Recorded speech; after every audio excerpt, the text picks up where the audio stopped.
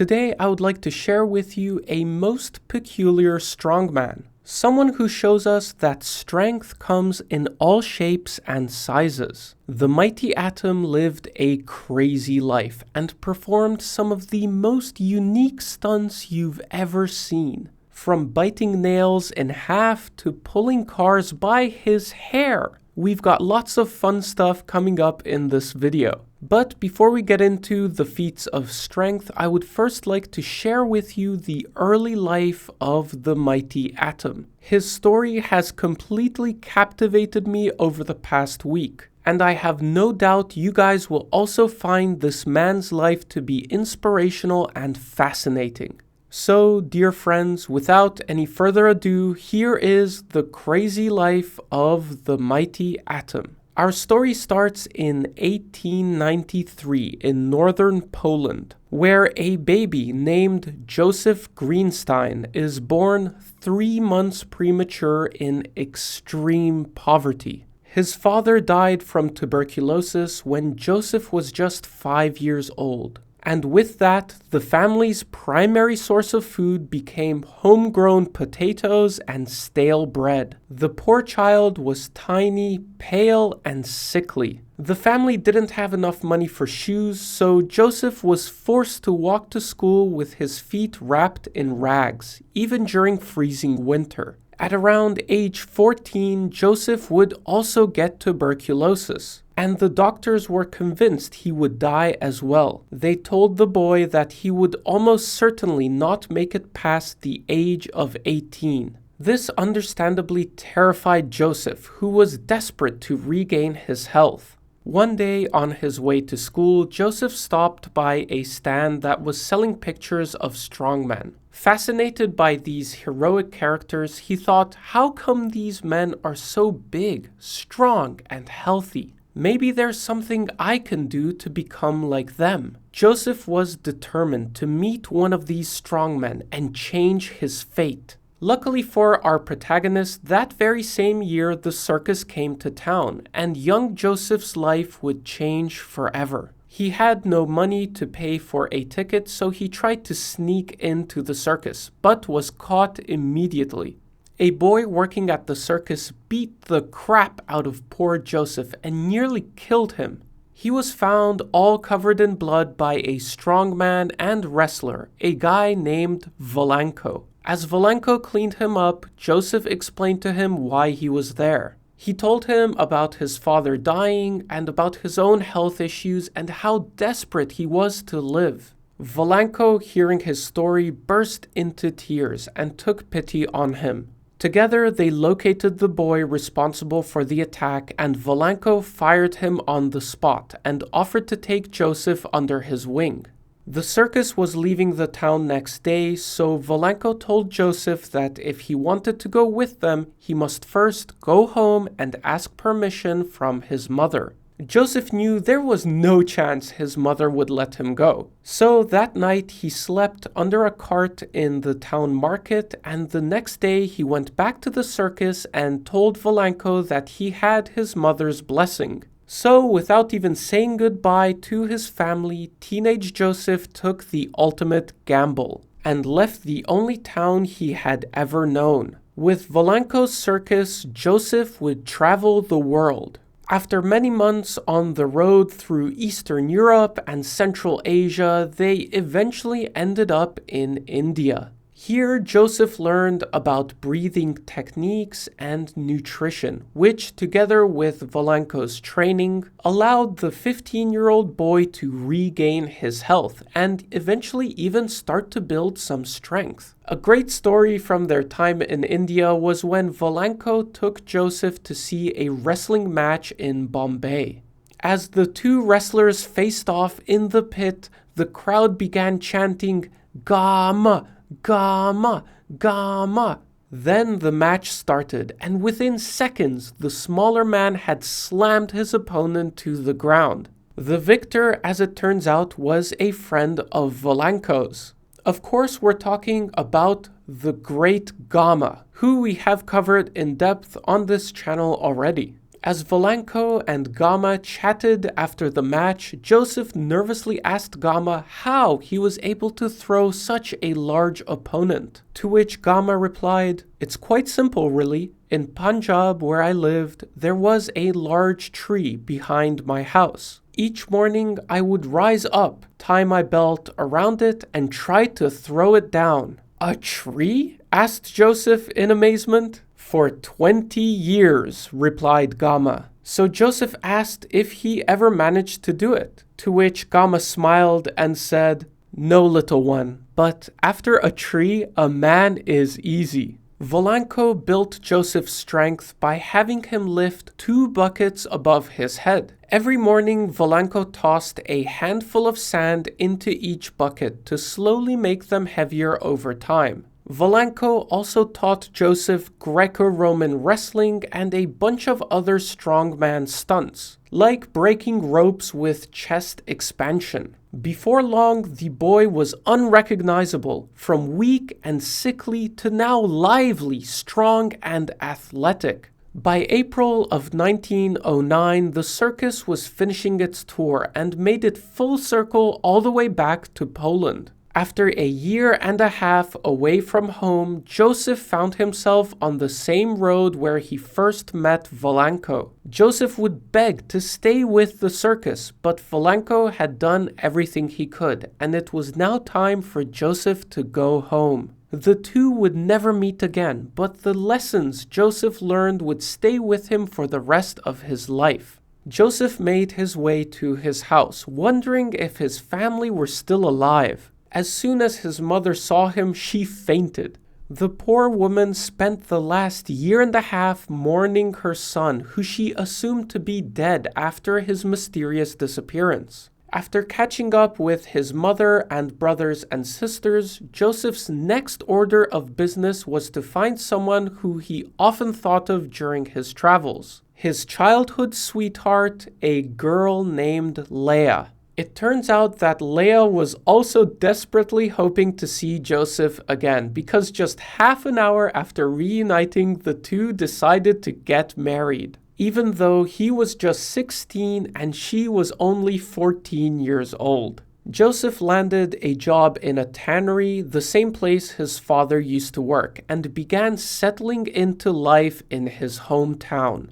He also continued wrestling whenever he could find a local opponent. In 1911, fearing increasing religious persecution in Poland and a lack of opportunities, 18-year-old Joseph decided to leave the country for a fresh start. He chose America, where he had an aunt and uncle.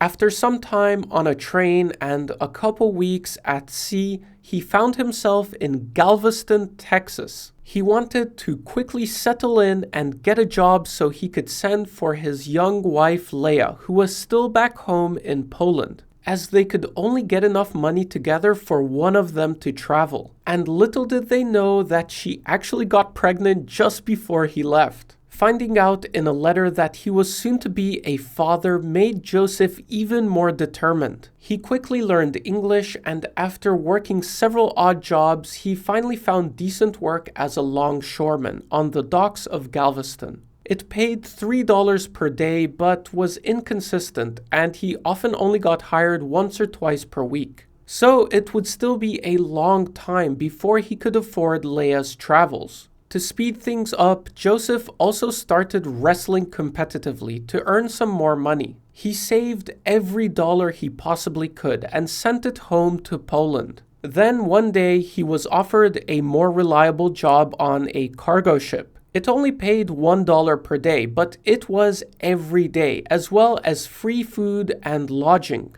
As Joseph approached his 19th birthday, he set sail to Japan and arrived in Yokohama in the spring of 1912. Here is where he would first be introduced to the art of jiu-jitsu, something which immediately fascinated him. Joseph joined a dojo and stayed in Japan for 2 months, training twice every day, hoping to learn as much as he possibly could. By the time he returned to America, he was not even 20 years old, yet already had a wide range of international martial arts experience. Greco-Roman wrestling, Indian wrestling, American catch-as-catch-can wrestling, and now even jiu-jitsu. As soon as he disembarked in Galveston, he collected his pay and sent a letter to his wife with $100, telling her and their child to depart for America at once. By late 1912, Joseph was finally reunited with Leah, and he also got to meet Judith, his baby daughter.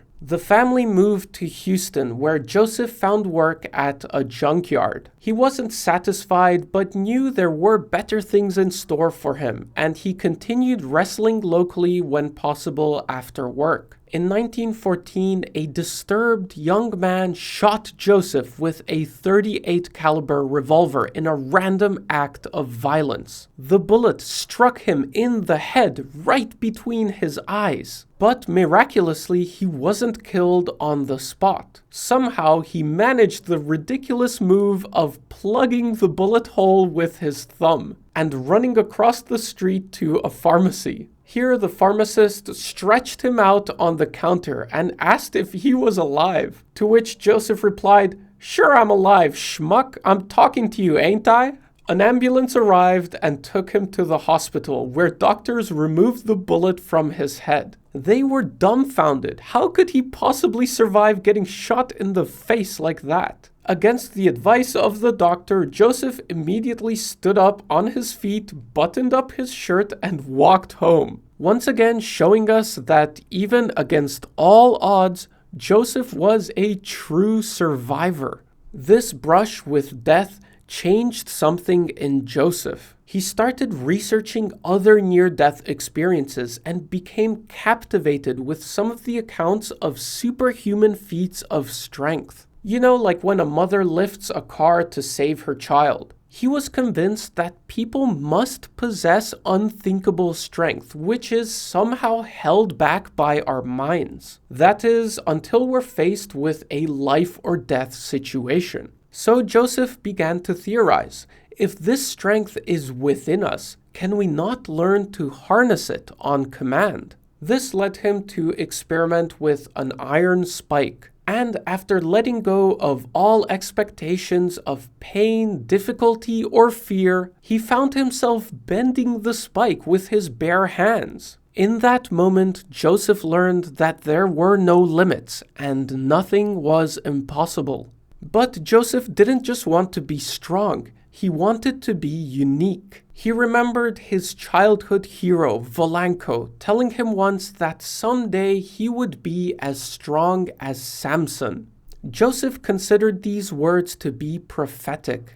Samson, who was a divine warrior and judge in the Hebrew Bible, derived his strength from none other than his hair. This led Joseph to stop cutting his beard or hair, and he even started exercising his hair to make it stronger. In 1915, he attempted his first feat of strength with his hair by pulling a car. This is what would fundamentally differentiate Joseph from any other strongman. His strength didn't just come from his hands, legs, or back. It came from his hair. This is as far as I will cover Joseph's personal life. I left out a lot, and I mean a lot. But I feel at least this much context will give you a good idea of where this man got started. From now on, we'll just take a look at a couple of highlights and some of the most notable feats of strength. But let me just say that Joseph and Leah went on to have a total of 10 children together. By the late 1920s, after having plenty of practice performing unique and odd feats of strength, Joseph was ready to make his debut on the vaudeville scene as a strongman. This is where he would become the Mighty Atom,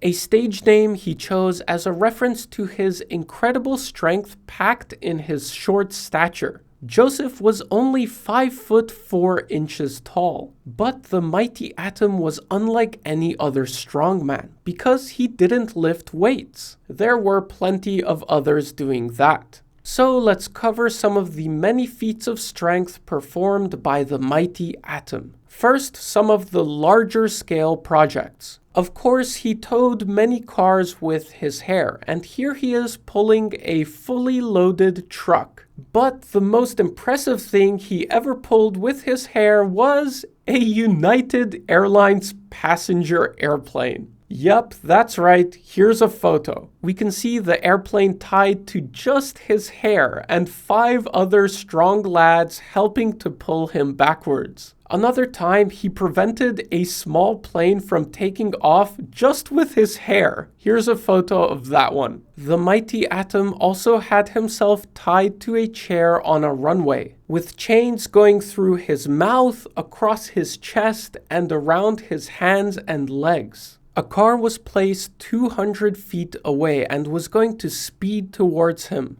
So he would have to quickly chew through the chain in his mouth, expand his chest, and break the ones around his arms and legs. He managed to jump off the chair at the very last second, and the board, which was funnily enough put in place to protect the car, even caught his ankle as he was jumping away. Here's one where he's lying on a bed of nails and he has a bunch of people standing on top of him enjoying a meal. Another time he was hanging off a rope on a flying airplane and all his pockets were filled with lead weights to make him even heavier. And of course, you guessed it, he was hanging by his hair. Now for some of the everyday feats of strength which he regularly performed in his shows. He could bite a nail in half. Here's a picture of him doing that in front of John Grimek. And Grimek even said that he inspected the nail and the mighty Atom's mouth to make sure there was no trickery. He could also bite coins in half. He would bend steel bars with the resistance of his hair. And he could also bend horseshoes and short steel bars with his bare hands, which of course are very difficult to get any leverage on. He would hammer large nails into wooden planks with just his hands. He could bend half-inch thick by 1-inch wide steel into all sorts of shapes with his bare hands. He could also hold a thick nail at arm's length and bend it in half with ease. The mighty Atom could change a car tire without any tools. He could unscrew the lug nuts with his bare hands. He bent horseshoes with his teeth, and he had people bend iron bars on his nose and even on his throat. The mighty Atom was also a massive proponent of health and fitness. He used to give lectures during his acts, but he would even just preach to people on street corners. Just exactly the same as I said, clean living, no smoking, no alcohol, no squandering your life, nights by playing cards in stuffy rooms, and keep oxygen out of your lungs, and inhale monoxide and dioxide, and get cancer of the lungs, and also weak heart and heart attack, and kaput. He was a truly unique strongman, and was the first to perform most of his feats. Interestingly, he had an extremely long career. He was performing, still doing all this crazy stuff into his 80s. Remember when doctors told him that he wouldn't make it past his 18th birthday? Well, he died in 1977 at age 84. Even though he was small and didn't have big muscles, he was still unfathomably strong and did many things which people thought to be impossible. It's not like he was a trickster or a magician either. His performances were witnessed and scrutinized time and time again, with appearances in the Guinness Book of World Records and Ripley's Believe It or Not. To put it simply, the mighty Atom was a freak of nature in the coolest way possible. I could honestly talk about him for hours, but we'll have to leave it here. There's an excellent biography written about him by Ed Spielman, and there's also a fantastic documentary created by Steve Greenstein, who is one of Joseph's grandchildren. So if you would like to learn more about the mighty atom, I would recommend you start there. You will find so many more cool stories which I didn't cover in this video. I would like to give a massive thank you to my legendary supporters over on Patreon. Check out the link below if you want to help out the channel and get early access to my videos. Thank you for watching.